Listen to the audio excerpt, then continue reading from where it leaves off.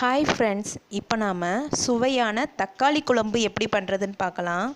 இது பண்ணுறதுக்கு ஃபஸ்ட்டு நாம் ஒரு பேஸ்ட்டு தயார் பண்ணிக்கலாம். ஒரு மிக்ஸி ஸ்டாரில் கொஞ்சமாக தேங்காய் எடுத்திருக்கேன், அதை மிக்ஸி ஸ்டாரில் மாற்றிக்கோங்க.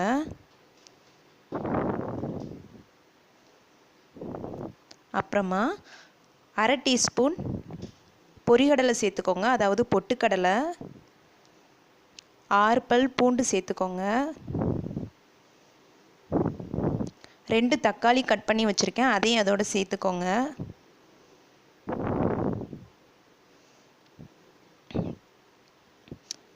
இப்போ வாசனைக்காக ஒரு சின்ன துண்டு பட்டை, 2 கிராம்பு,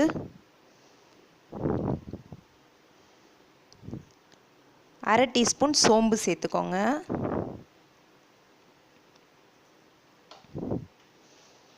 கடைசியாக 6 காஞ்ச மிளகாய் எடுத்திருக்கேன், அதையும் இதோடு சேர்த்துக்கோங்க. நீங்கள் மிளகாய்த்தூள் சேர்க்குறதுக்கு பதிலாக இந்த மணிக்கு ஃப்ரெஷ்ஷாக அரைச்சி ஊற்றுனீங்கன்னா நல்லாயிருக்கும். இதை எல்லாத்தையும் அரைச்சி எடுத்துக்கோங்க. இப்போ பேஸ்ட்டு தயாராகிருச்சு, நாம் குழம்பு பண்ணலாம். ஒரு பாத்திரத்தில் 2 டேபிள் ஸ்பூன் அளவு ஆயில் விட்டுக்கோங்க.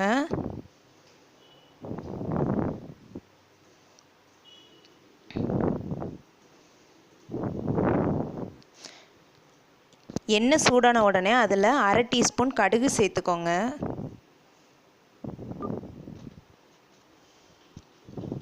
அரை டீஸ்பூன் உளுந்து சேர்த்துக்கோங்க. 4-5 கறிவேப்பிலை சேர்த்துக்கோங்க. அப்புறமா 15 சின்ன வெங்காயத்தை கட் பண்ணி வச்சுருக்கேன், அதையும் இதோடு சேர்த்துக்கோங்க. இதை நல்லா வேக விடுங்க.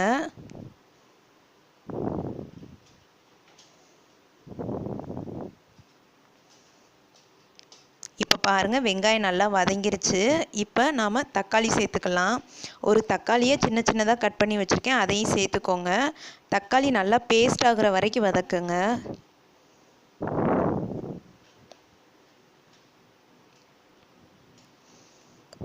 இப்போ பாருங்கள், தக்காளி நல்லா வதங்கிருச்சு. இப்போ இதோட நாம் அரைச்சி வச்சுருக்கிற அந்த பேஸ்ட்டை சேர்த்துக்கோங்க.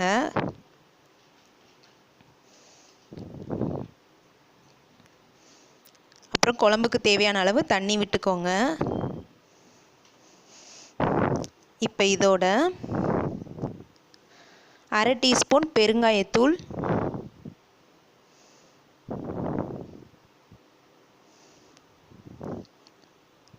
குழம்புக்கு தேவையான அளவு உப்பு,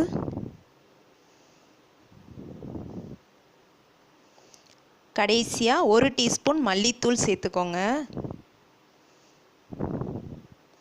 இப்போ எல்லாத்தையும் நல்லா மிக்ஸ் பண்ணி விடுங்க.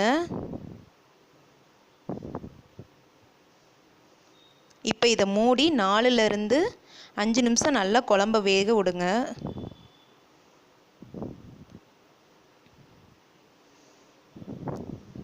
இப்போ 5 நிமிஷம் ஆயிடுச்சு. குழம்பு பாருங்கள் நல்லா வெந்துருச்சு, நல்லா குழம்பு பதத்துக்கு வந்துருச்சு. கடைசி கருவேப்பிலை கொஞ்சமாக தூவி விடுங்க.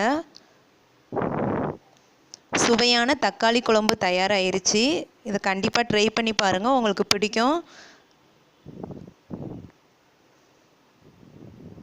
உங்களுக்கு இந்த டிஷ் பிடிச்சிருந்துச்சுன்னா எங்கள் சேனலுக்கு சப்ஸ்கிரைப் பண்ணுங்கள். Thank you friends.